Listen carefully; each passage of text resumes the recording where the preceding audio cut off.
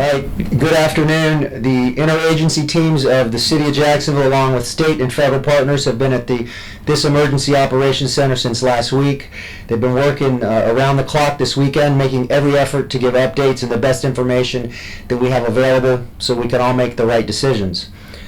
We've seen Dorian strengthen to a Category 5 hurricane, and as we stand here, it's already making an extremely serious impact on the Bahamas. As it passes the Bahamas and continues west, we know that it will eventually turn north. Until it does make that turn, the exact path and proximity to northeast Florida will be a forecast made with the best information available at each time. But it will take many more hours to know the exact path. This is an uncomfortably close track offshore of the Florida Atlantic coast. Any deviation to the west will mean a bigger and more severe local impact. This possibility demands that we take the next 2 days to take every precaution we can and work to keep everybody safe. For that reason, I have signed a proclamation declaring a local state of emergency effective at midnight tonight. This declaration allows local officials to have all the resources we need available and accessible to us to protect the people of Jacksonville and get the work done. In addition, I'm announcing that all City of Jacksonville government offices will be closed Tuesday and Wednesday. Obviously, all employees that are essential to storm prep and all the things that goes with that will be working. As you already heard today, Dr. Green announced the Duval County Public Schools will also be closed Tuesday and Wednesday. I've been stating for almost a week now to know your zone. If you don't know your zone, you need to look it up right now, jacksready.com or the JacksReady app. Effective at 8 a.m. tomorrow morning, I'm announcing mandatory evacuations for zones A and B. That is effective at 8 a.m. tomorrow morning, mandatory evacuations for zones A and B. That doesn't mean you have to get in your car exactly at 8 a.m. Do this right, be prepared, be calm about it, but you need to leave. If you live in A and B, take this evening to make all necessary preparations and through the morning to make arrangements to leave Jacksonville. In almost any scenario that plays out with this powerful hurricane, there will be effects to the coastal and low-lying areas of our city. If you're in zones A or B, get ready tonight and tomorrow begin to evacuate. We know that many of you were camping over the holiday weekend. A reminder that Huguenot and Hannah Parks will fall in Zone A, so you must evacuate starting tomorrow.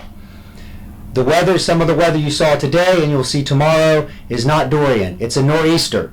So when you are evacuating tomorrow, this is not impacts from the hurricane. So you do not be concerned that you're traveling in that. You have tomorrow to prepare and leave. Shelters will open tomorrow morning at 10 a.m., beginning tomorrow morning at 10 a.m.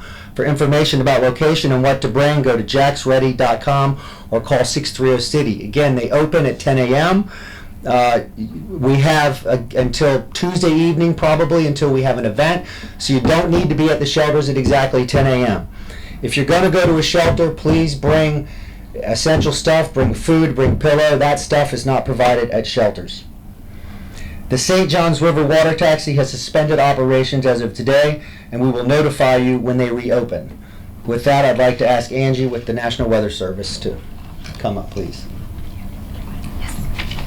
Hi, good afternoon. My name is Angie Agnetti. I'm a National Weather Service meteorologist here deployed at the Emergency Operations Center to assist with Dorian operations. As of 4 o'clock this afternoon, powerful Hurricane Dorian, Category 5, was severely impacting the Bahamas. Sustained winds were 185 miles an hour, gusts to 225 miles an hour. So as the mayor said, this is a very potent storm. The latest forecast track is very similar to what we saw this morning, bringing the storm uncomfortably close to the mainland of the Florida East Coast. As the storm makes its closest approach to the first coast, that time period will be through the day on Wednesday as a Category 3, which is a major storm. Now, with the position of this storm and the anticipated forecast track, the strongest part of the storm, those strong Category 3 winds, are expected to be offshore away from our local coast.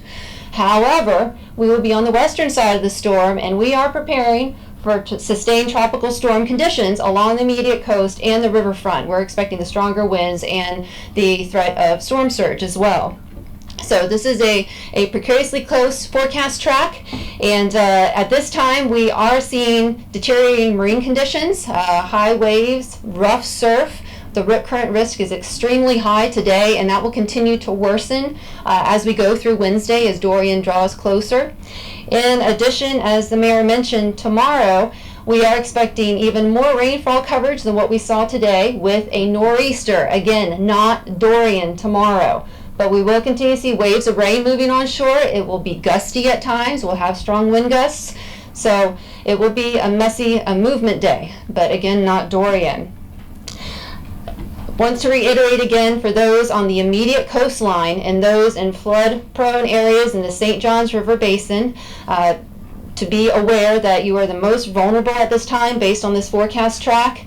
At this time, we are calling for surge values, storm surge values up to 6 feet on the immediate ocean front and in the intercoastal waterway, and up to 4 feet in the St. Johns River Basin. That will cause some flooding of property in these areas. Sheriff.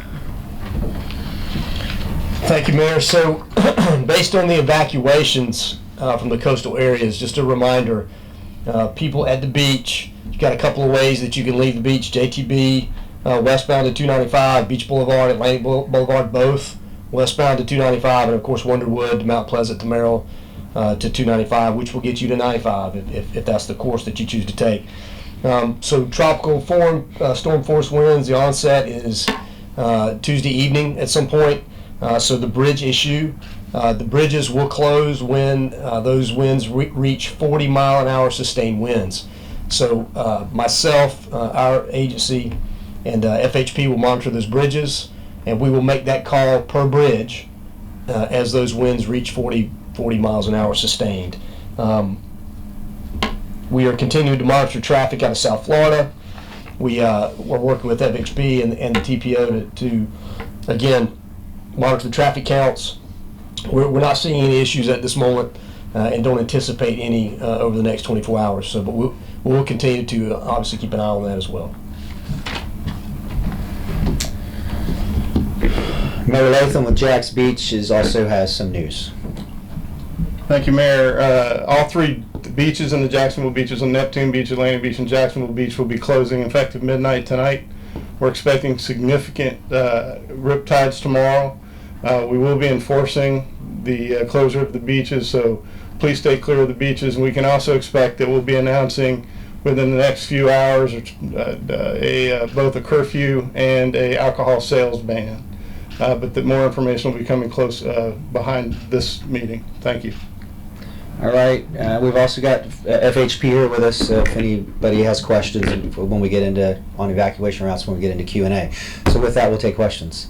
On the evacuation routes, can you say what we can expect on the interstates when South Florida starts moving north? Are we going to be shifting lanes, or will it all be open?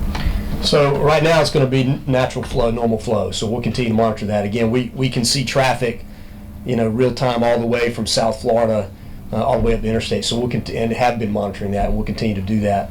Emergency shoulder use is something that we can utilize at some point. We'll evaluate that and implement that as needed, and just continue to monitor and stay on top of it. Sure. What about a curfew in Jacksonville? So it hasn't been discussed as of yet, but if we had that direction, we'll let you know. As far as schools, can you say anything about the status of how we're determining when to cancel school days, how that determination is made, and if this could progress into Wednesday and Thursday in Duval? Well, I'll let Dr. Green obviously address that, but I'll say at this center, we're all working together and speaking with one voice. So evacuations, school closures, city closures, we're all making judgment calls based on the information we have and based on our historical experience.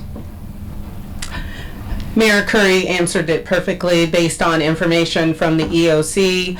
The superintendents that have counties contiguous, we also have conversation to make sure that we're kind of all on the same page. But our goal is to be one community and have one voice, and the school district is here to support our community, because we will also be, when the shelters open, many of those will be our schools. Dr. Green, how concerned are you about the older schools withstanding some of these winds? Well, our maintenance department has prepared our schools that will be hurricane shelters. The shutters are already in place, and everything that is needed for those schools to open up tomorrow is there. Senior citizens, people who may not be as in touch with social media and where to look up stuff on websites, is 630 City still their best option? 630 City is the place to be and place to call. Yes. What's being done about seniors evacuations and monitoring nursing homes and things like that? If you have any 630 City, 630 City for any information that you need. If it's a medical emergency, you need to call 911.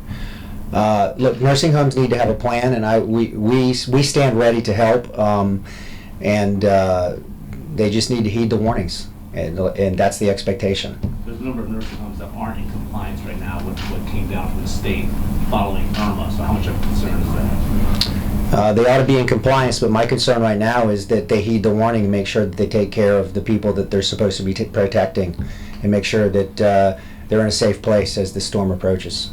Sheriff or the fire chief, as far as 911 response times, will those remain normal, or will you ever get to a point where 911 response is delayed if people have an emergency and need to call for help? So depending on a couple of factors there. So we'll have a normal on-duty deployment throughout the storm, and then we'll plus that up with additional resources, and I know the fire department will do the same as well.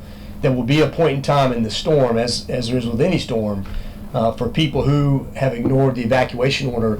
If they call 911, we may not be able to get there based on storm conditions.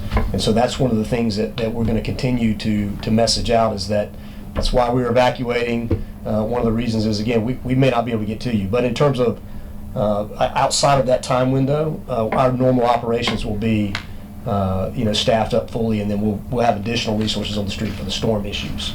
It's important that people in zones A and B know that if they don't evacuate with the impacts of the storm, there will likely be a moment in time, a period of time, where they will not have access to rescue, and then even calling in rescue after the fact. Yes, men and women in public safety sign up to protect us, but there's no reason to put their lives unnecessarily in danger because someone chose not to evacuate. I remember 2 years ago, when I got the news and I had to stand here and ask people to put white flags out so they could be rescued. We certainly don't want to, if it has to happen again, they'll do their jobs, but let's just avoid it and evacuate. Normal shelters accommodate people with special needs. I'm sorry? How will shelters accommodate people with special needs? They're supposed to register. It's got that website. COJ.net special needs. They should be registered there, and they register. City has we have a process to make sure that they're taken care of. JTA buses, will those be running normal? A lot of people are going to start using them tomorrow morning for work. I'm sorry. Matt Ford with the JTA. Yes, so we will run our Sunday service for Monday. That's what we normally run on Labor Day holiday. However, with the addition and the mayor's evacuation order, we will start our evacuation bus service. We'll start up 8 a.m. Monday morning, and we'll run it through the event until weather prevents us from providing those services. And how do they get on those buses? Is that all? That's all free. That's complimentary. So just the buses will actually have that on the head sign, free shuttle, and they can actually ride the bus for free to a pickup point. We've been saying again for almost a week to make sure you've checked your kit. Just make sure now that it's upon us, and day and a half, couple of days, that you have batteries, that you have the food and water that you need, and heed the warning. Zones A and B. Mandatory evacuations start 8 a.m. tomorrow. Start preparing tonight. Do what you need to do and get out of here sometime tomorrow. Mayor, is there a lesson learned from Irma and Matthew that you can apply? There's one thing you learned from those storms. My biggest concern, and this is the third now, is that it could be a person that chooses not to heed the warning and evacuate. This is very serious stuff. This is a very powerful storm. It's very dangerous, and we don't want to lose people unnecessarily. Just heed the warnings. I know this has been a long week because this thing slowed down, and it's been a holiday weekend. Some people may have tuned out, but just If you're an A and B, go. And I want to thank local media for covering this and making sure that people have all the information that they need to make good decisions. Any concern gas supply? I have not heard any reports on gas supply. Sheriff, I don't know if you have. I have not. But obviously, we've dealt with that before in previous storms. And when it happened, we were right on it with the governor's office and the governor's team, and we would do the same thing again. This is a message or a question for Aaron. Aaron, how prepared is JEA right now? We're well prepared. We've doubled our resources both on the power and the water side. We're staged throughout our service territory. In the event any of our customers have any questions, they can go to jea.com or they can call 665-6000. We're prepared. We have all the resources we need. Did you clip any trees or anything ahead of the storm to protect power lines? Yes, yeah. We've actually been doing that throughout the year in order to be prepared for any storm event, as well as making sure that we have all the backup generators ready to go for our water and wastewater systems. We also have 100 additional portable generators ready to go, as well as some bypass bombs. How much help are you expecting out of the area in case you need it? So we brought in help from Texas. Two of our partners from Texas have lent us help, and we're staging those throughout the service territory to augment our resources. And speak on pets, animals, what people should be doing with their animals. That information is also available at jacksready.com, Jack's Ready app in 630 City. When's the next briefing? Do we know? Stay tuned. Same thing as something develops. We'll get to you as we see additional models and tracking. But the important thing right now is A and B. Get ready. 8 a.m. tomorrow morning, and you have the day tonight and tomorrow to prepare and move. Thank you.